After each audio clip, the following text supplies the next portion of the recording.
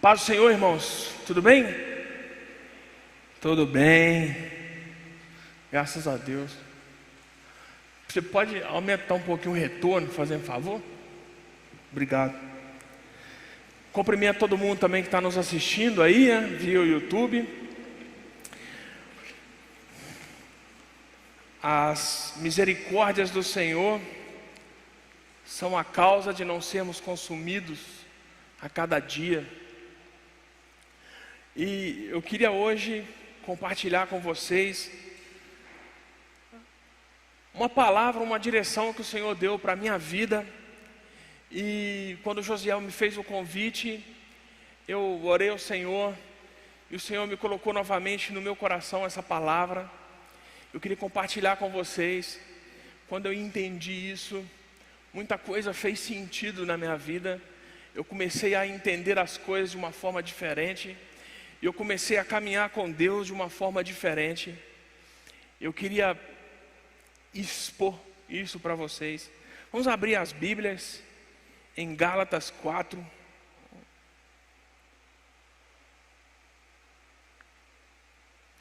Eu quero falar com os irmãos hoje sobre propósito e misericórdia. Existe uma diferença e eu quero compartilhar com vocês aqui. Gálatas 4, a partir do versículo 22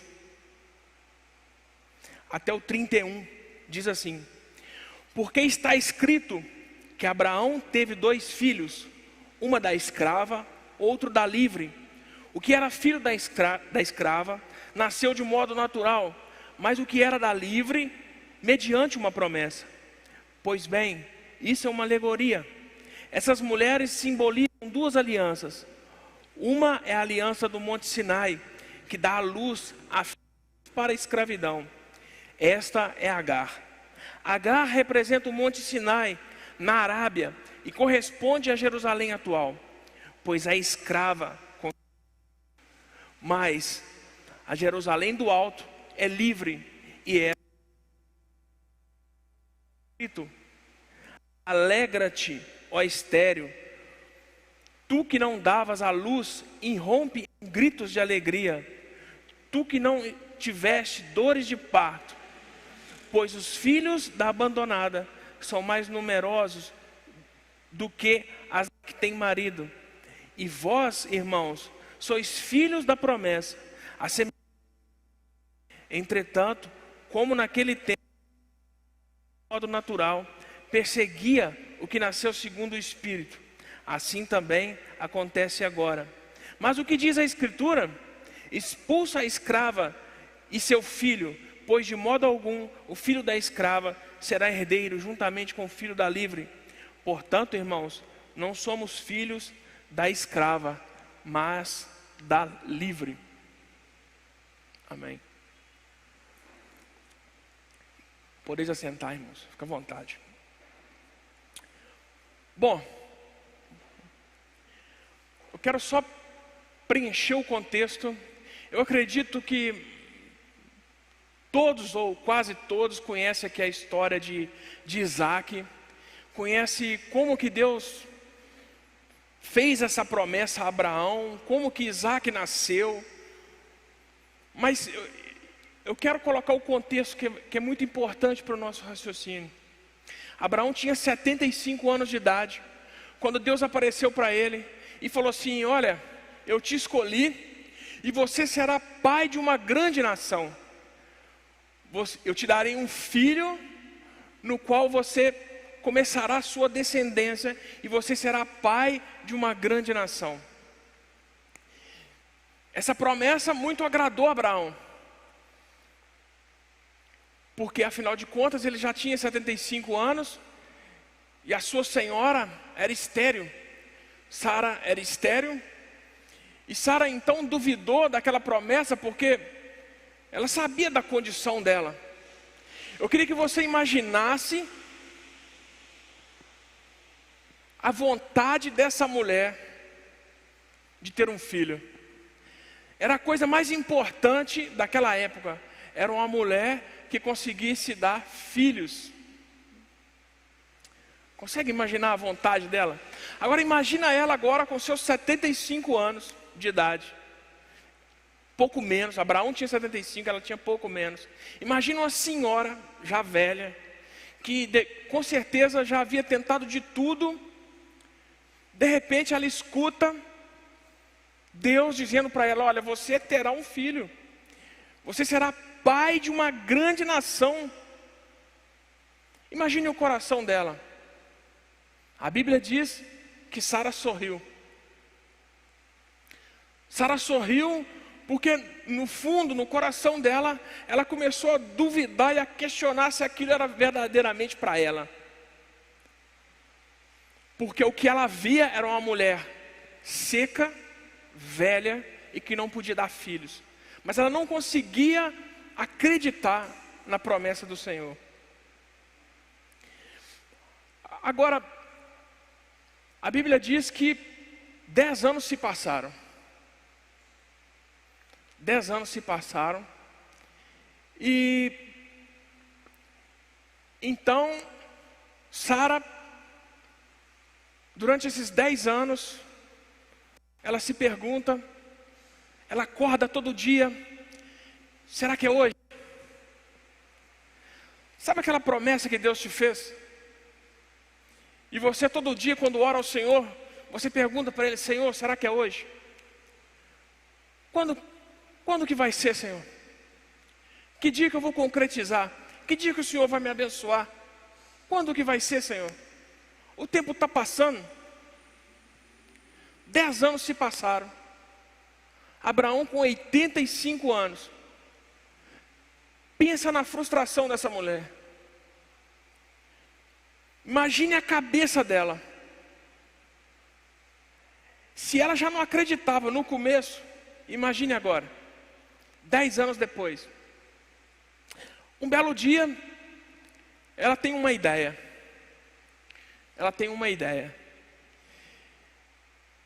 Ela começa a imaginar que, na verdade, o filho dela, na verdade, não sairia do ventre dela, mas do ventre da escrava Agar. Era comum naquele tempo as pessoas terem filhos com as escravas. Era comum. Então ela pensou: já que é comum, vai ver que é isso. E eu estou aqui perdendo 10 anos do meu tempo. Eu já podia estar carinhando o meu filho, eu já podia estar dando amor para o meu filho, e eu não tinha entendido. Na verdade, o filho não é comigo, é com a escrava. E Sara então tem um plano. E ela combina com o seu marido, Abraão, e fala: Abraão, toma Agar como sua mulher, e nós teremos o nosso filho. Abraão concordou com a mulher, cabeçudo, concordou com a mulher. E nisso aconteceu que Agar ficou grávida. Quando Agar está grávida, Sara se enche de ciúmes e expulsa Agar grávida de casa. Agar, desesperada, sai pelo deserto, grávida, e ela não sabia o que fazer. E Deus aparece para ela. Nós vamos ler esse trecho lá na frente. Mas Deus aparece para ela, explica para ela o que vai acontecer, e manda ela voltar e fazer as pazes com Sara. Ela volta, faz as pazes com Sara. Ismael nasce. Agora eu quero que vocês imaginem uma nova situação. Imagine uma casa com uma criança correndo para um lado e para o outro, e a alegria de Sara e de Abraão de ter realizado o sonho de ter um herdeiro. Quem tem filho sabe, né, José? A alegria que é ter uma criança em casa. A realização do sonho de Sara e de Abraão diante dos olhos deles. Para eles, a realização do sonho era Ismael. Quantas vezes não acontece com a gente? Quantas vezes a gente acha que Deus está nos abençoando, como na verdade aquilo que está acontecendo é fruto de nossa escolha natural. Vou dar um exemplo. Você compra um carro e fala assim: Deus me deu o carro. Deus te deu o carro, ou foi você que olhou na conta do banco, tinha um dinheiro, foi lá e comprou? Não estou falando que isso é errado não, gente. Eu só estou querendo que vocês entendam. Quantas vezes nós mesmos não escolhemos e não determinamos o modo como seremos abençoados, e não conseguimos aguardar a decisão e a provisão de Deus. Eu quero agora que vocês imaginem uma bênção que Deus te deu esse ano. Imaginem mesmo, de verdade, cada um de vocês. Vocês conseguem imaginar? Para e pensa. Lembra de uma bênção que o Senhor te deu. Essa bênção pode ser um bem, pode ser um livramento, pode ser um sonho, pode ser um casamento, pode ser um diploma, pode ser Imagina uma bênção. Pensa aí mesmo, de verdade, numa bênção que o Senhor te deu. E guarda ela aí. Guarda ela aí. Lá no final, nós vamos conversar sobre ela. Olha, em Gênesis 17, 18 e 21. Vamos lá, esse eu tenho que ler.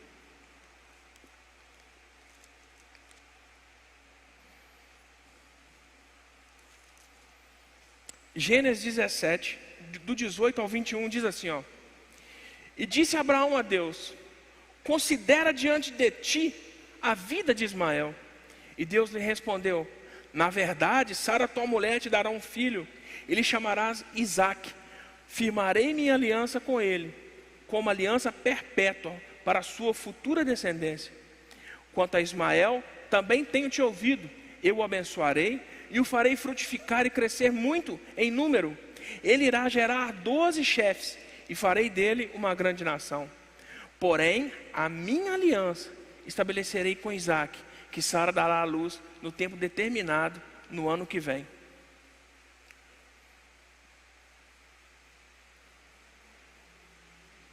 Aos 75 anos, Deus aparece para Abraão e diz: olha, você será pai de uma grande nação. 10 anos se passaram, nada tinha acontecido. Abraão e Sara, de acordo com sua própria vontade, decidem ter um filho. E esse filho nasce, essa criança nasce, eles ficam felizes dentro da casa. Afinal de contas, é o filho que Deus prometeu. E eles acreditam que Ismael é o filho que Deus prometeu. Mas a Bíblia diz que 13 anos se passaram. Ou seja, Ismael já era rapazinho e já era adolescente. A Bíblia diz que Abraão disse a Deus: considere diante de ti a vida de Ismael. Sabe o que Abraão está falando para Deus? Foi assim: Deus, olha, o que eu fiz também é bom. Por que o Senhor não pode aceitar? Por que o Senhor não pode aceitar Ismael? O que nós fizemos aqui também é bom, considera ele. Quantas vezes a gente não faz isso? Nós tomamos uma decisão, nós achamos que é de Deus, e aí depois quando a gente vê que está errado, a gente fala: mas Senhor, me ajuda aqui, porque isso aqui também é bom, Senhor. Mas por que o Senhor quer o outro lá? Não. E Deus fala para Abraão, fala assim: olha, eu vou considerar o que você está me pedindo. Ele vai ser pai de 12 chefes.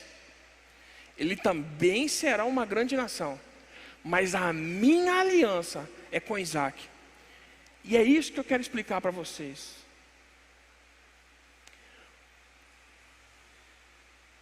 A prosperidade de Ismael é fruto de uma misericórdia, uma decisão natural que Abraão e Sara tomaram. E o Senhor teve que intervir para abençoar. Fruto de misericórdia. Deus teve misericórdia da atitude errada que Abraão e Sara tiveram diante dessa situação. Agora, quem que é o fruto da promessa? Quem? Isaac.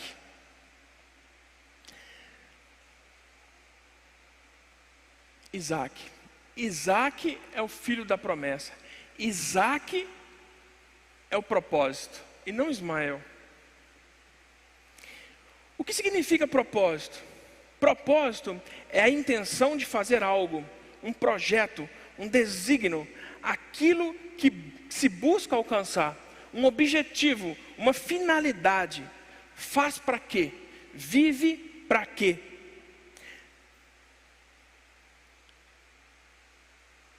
Para que você acorda todo dia? Existe um propósito. Deus estabeleceu um propósito para a sua vida. Como que você faz para você conhecer Ele? Fala assim, olha, está tudo escrito aqui. Tudo que você precisa de saber para a sua vida está escrito aqui. Eu não sei se vocês já repararam, mas diante de todo o Novo Testamento, os 4 livros do Evangelho, você vai perceber que por diversas vezes a Bíblia diz assim, ó: e isso aconteceu para que se cumprisse o que havia dito o profeta tal. E isso se cumpriu. Já viram? Já perceberam? E Jesus fez isso para que se cumpriu o que havia profetizado fulano. Como está escrito, isso. Percebam que Jesus, ele caminhou em cima da palavra de Deus. Ele não desviou nem para a esquerda, nem para a direita. O que havia sido profetizado sobre Cristo, ele cumpriu, vírgula a vírgula. Sabe o que Jesus fez? Cumpriu um propósito. Cumpriu aquilo que o Pai havia planejado para ele. A Bíblia diz em Colossenses 1, 19 e 20, que o propósito de Deus é de reconciliar consigo mesmo todas as coisas, no céu e na terra, através de Jesus Cristo. O propósito de Jesus na terra é tomar de novo e proclamar o reino de Deus que havia se perdido no Éden. Quando em João 4:34, Jesus disse: a minha comida é fazer a vontade daquele que me enviou. A minha comida. Comida serve para quê? Sustento, necessidade, aquilo que te dá força. Sabe o que Jesus estava falando? Jesus estava falando assim, olha, o que me sustenta, o meu propósito é cumprir a vontade daquele que me enviou. Jesus tinha um propósito. Por que nós não teríamos? Toda criatura é criada com um propósito. Toda criatura é criada com um propósito. As aves, os peixes. Sempre que você cumpre aquilo que você foi chamado, você está produzindo glória a Deus. Deus é glorificado nas suas atitudes, quando você pratica e exerce aquilo que Ele sonhou que você faria. Um exemplo, a ave, ela foi criada para voar. Quando a ave voa, ela glorifica o Senhor. O cavalo, ele corre. Então, quando ele corre, ele glorifica o Senhor. Quantos estão me entendendo? O peixe, quando nada, o peixe está só nadando, é uma coisa que ele faz todo dia, toda hora, mas quando ele nada, ele glorifica o Senhor. É um propósito, ele foi criado para aquilo. E isso, irmãos, não é diferente do homem. O homem que pratica a palavra de Deus, ele também está cumprindo o propósito de Deus na sua vida. O homem que exerce o seu chamado, um homem que tem a Bíblia como um manual de vida, um manual de fé e prática, que exerce o que está escrito aqui todo dia, está cumprindo o seu propósito. Sabe por que eu estou dizendo isso? Porque às vezes a gente fantasia muito. Ah, mas eu não sei o que Deus quer para mim. Ah, Deus nunca falou comigo. O propósito é elementar, é simples. E está escrito aqui. Jesus disse em João 8:30, 30 ou 31, ele fala assim: se guardares os meus mandamentos, sereis verdadeiramente meus discípulos. Guardar os mandamentos. Se o seu propósito é servir ao Senhor, é caminhar com Ele, guarde os mandamentos. Misericórdia. O que é misericórdia? Definição de misericórdia: um sentimento de dor e solidariedade com relação a alguém. Dó, compaixão, piedade. Exclamação de alguém que pede que o livrem de castigo ou morte. Misericórdia.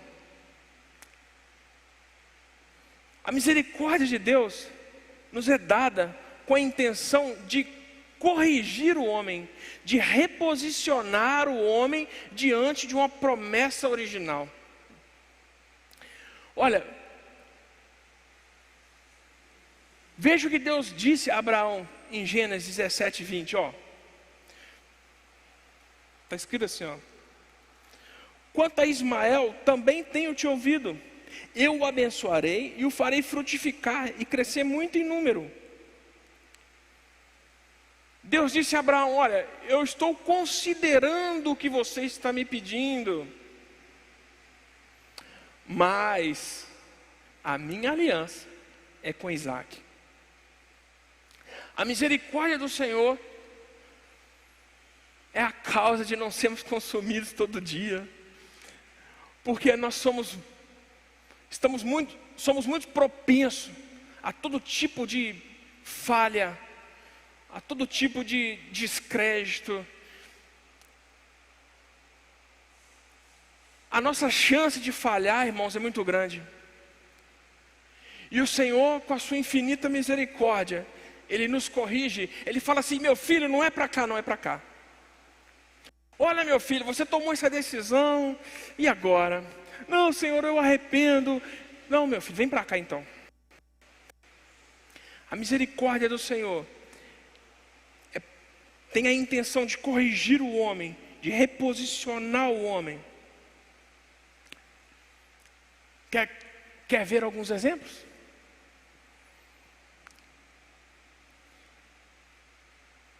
A promessa de Deus é: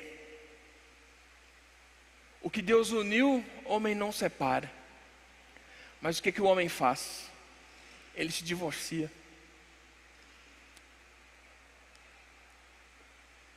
E agora o homem tem que lidar com as consequências do divórcio. E quando ele está lidando com as consequências do divórcio, ele vira para Deus e fala assim: Senhor, tem misericórdia de mim. Estou certo? Qual que é a promessa? O que Deus uniu, homem não separe. Mas quando se separa, vem as lutas, as dificuldades. E aí Deus, com a sua infinita misericórdia, Ele trata, Ele ajuda, Ele reposiciona.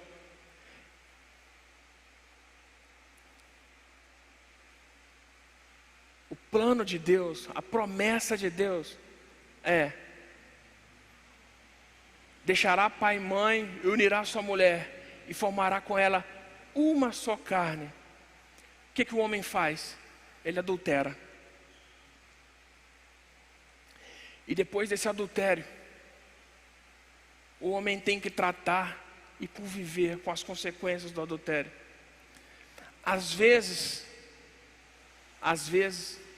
a esposa perdoa. Glória a Deus, né? Por essas valentes mulheres que perdoam. Às vezes a esposa perdoa. Mas aquele casal agora vai conviver com a consequência daquele adultério. Talvez uma criança agora fora do casamento, criança que não teve culpa de nada. Mas toda vez que aquele casal olhar para aquela criança, inconscientemente ela vai lembrar o porquê. Deus, em sua infinita misericórdia, com a paz que excede todo entendimento, Ele derrama a sua graça sobre a casa, e tudo caminha harmoniosamente, mas a marca fica. A marca fica.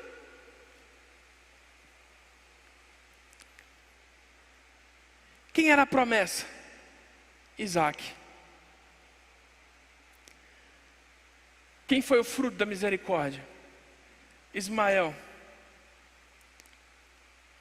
E assim, irmãos, temos para diversos comportamentos humanos, o roubo, o assassinato. Não matarás, o homem vai lá e pá. Chega na cadeia, o cara, Senhor, me arrependo. Ok, eu aceito o seu pedido de perdão, meu filho, mas a consequência é 30 anos de cadeia.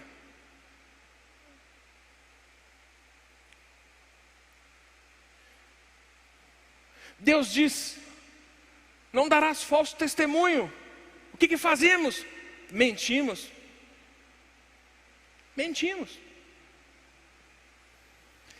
E essa mentira, ela fere, ela traz feridas. E aí você fala assim: Senhor, eu me arrependo, eu trouxe mal para o meu irmão, o que eu devo fazer? Meu filho, eu te perdoo, vai lá e pede perdão. Aí você vai lá, pede perdão, a pessoa te perdoa. Deus, em sua infinita misericórdia, mais uma vez te reposiciona num caminho de verdade, mas a marca fica. Aquela cicatriz daquela mentira que te feriu fica. E às vezes aquela pessoa que liberou perdão, ela vai demorar anos para que aquela ferida não doa mais. A marca fica. O que é melhor? Caminhar de acordo com o propósito, ou caminhar de acordo com a misericórdia? Todo dia o mesmo pecado, todo dia a mesma coisa, um ciclo vicioso que não te deixa andar para frente. Estou falando isso para vocês, irmãos, mas Deus falou isso para mim. Um ciclo vicioso. Quando você peca, você pede perdão ao Senhor, Ele te perdoa? Sim ou não? Sim. No outro dia, você peca a mesma coisa, não foi nenhum pecado diferente, não, é o mesmo pecado. E aí você pede perdão para Deus, Ele te perdoa de novo? Sim.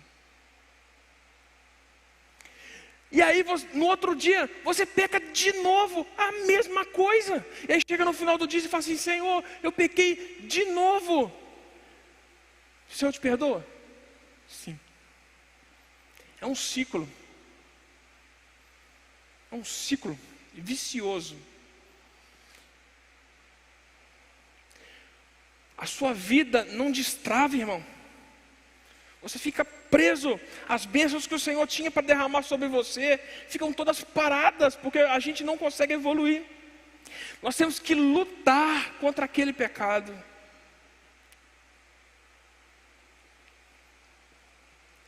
Veja bem, lembra da bênção que eu falei para vocês pensar aí? Da bênção desse ano? Agora reflitam. Essa bênção que o Senhor te deu, ela foi fruto do propósito de Deus na sua vida? Ou ela foi fruto de uma misericórdia? Essa bênção que Deus te deu, ela estava no coração de Deus, como Isaac? Ou essa bênção que Deus te deu foi uma simples decisão sua, como Ismael?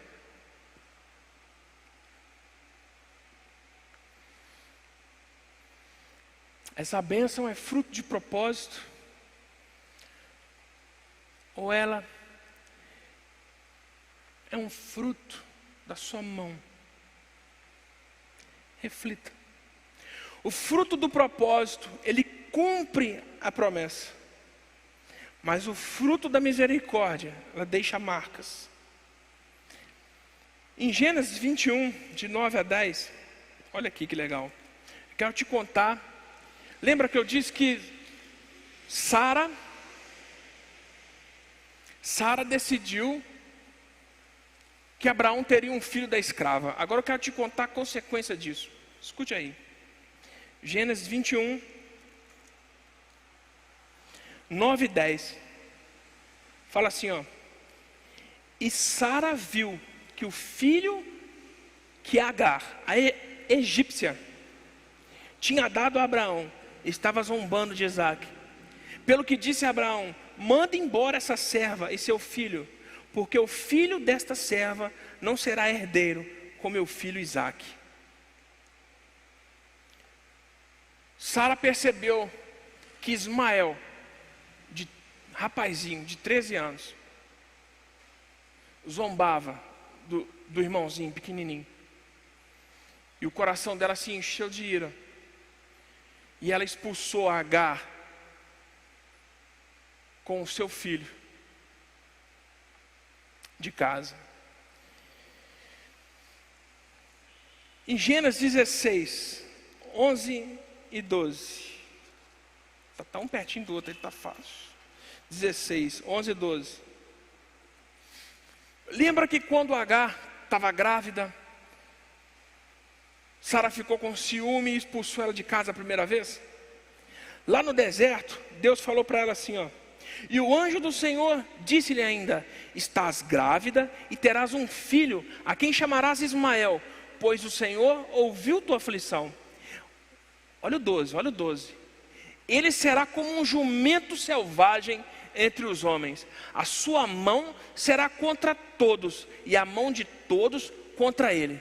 E habitarás na presença de todos os seus irmãos. Ele será como um jumento selvagem. A sua mão será contra todos, e a mão de todos será contra ele. Não sei se vocês sabem, mas os ismaelitas são os árabes. E eles brigam com seus irmãos até hoje. Olha a consequência da decisão de Sara. Que luta. Agora Gênesis 15, no 12 e o 13. Ao pôr do sol caiu um profundo sono sobre Abraão, e sobre ele vieram grande pavor e tensas trevas. Então o Senhor disse a Abraão: sabe com certeza que a tua descendência será peregrina na terra alheia, será reduzida à escravidão e oprimida por 400 anos. Esse aqui foi o castigo. O povo hebreu escravo no Egito. Agar era egípcia.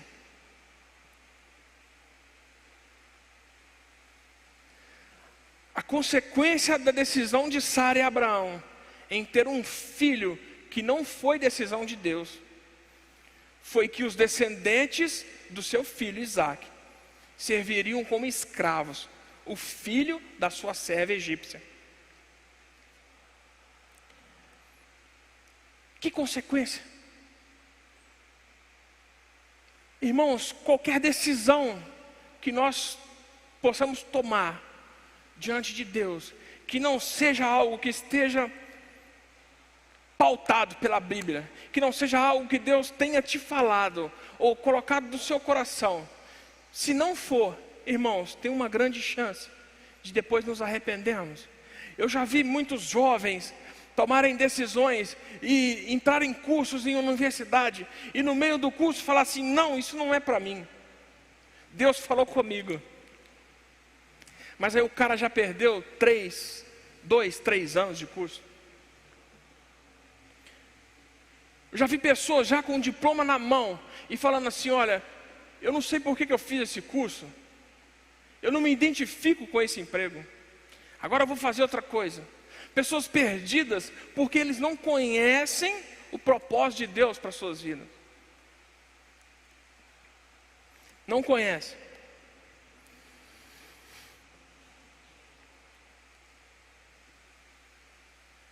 Quando Deus disse Isaac, Deus vira para você, vira para mim e fala assim: meu filho, eu tenho Isaac para você. Você diz para o Senhor: Senhor, eu prefiro aquilo que eu vejo, que eu pego, eu prefiro aquilo que eu sinto. Isaac está muito longe, Senhor. Eu quero agora, preciso agora, eu tenho necessidade agora. Eu prefiro Ismael. Quantas vezes não fazemos isso? Quantas vezes não já fizemos isso? O Senhor fala: não, meu filho, eu tenho Isaac. E nós falamos assim: ah, Senhor, eu prefiro Ismael. Vamos ficar de pé. Assim, irmãos, nós ficamos com meias verdades, sabe? Nós vivemos meias bênçãos, meias promessas. Aí a sua vida com Deus, ela fica mais ou menos, ela fica morna. Você não consegue se desenvolver, porque você não consegue diferenciar o que é de Deus, o que é seu, o que Deus sonhou, o que você está fazendo com a sua mão. Hoje em dia, irmãos, a carne continua perseguindo o espírito. Lemos em Gálatas: Ismael, o filho natural, Isaac, o filho espiritual. Hoje em dia, a carne continua brigando com o espírito. E toda vez que você escolhe Ismael, você está escolhendo escravidão. Uma gera filho para a escravidão. Toda vez que você escolhe Ismael, você gera filho para a escravidão.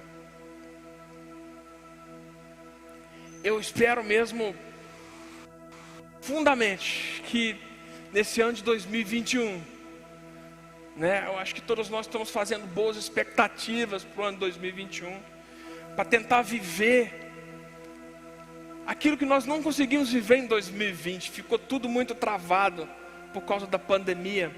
A gente tem a sensação de que tem algo fora do lugar. Mas eu acredito que em 2021 nós vamos poder olhar para a nossa vida de uma maneira diferente. Esperar de que Deus vai nos revelar o seu propósito, vai nos apontar um caminho. Por mais que você esteja totalmente fora, por mais que o seu Ismael já tenha 20 anos de idade, o seu Ismael pode ter 10, 15 anos já. Você acredita que Ismael é a promessa. E o Senhor quer virar para você essa noite e falar: meu filho, a minha aliança é Isaac. A minha aliança com você é Isaac. É aquilo que eu sonhei para você que é a minha aliança. Não é aquilo que você fez, não é aquilo que você quer. Um dia o Senhor me disse, irmãos, um dia o Senhor me disse: meu filho, tudo que você fez até agora para mim não presta. E foi um dos momentos mais difíceis da minha vida.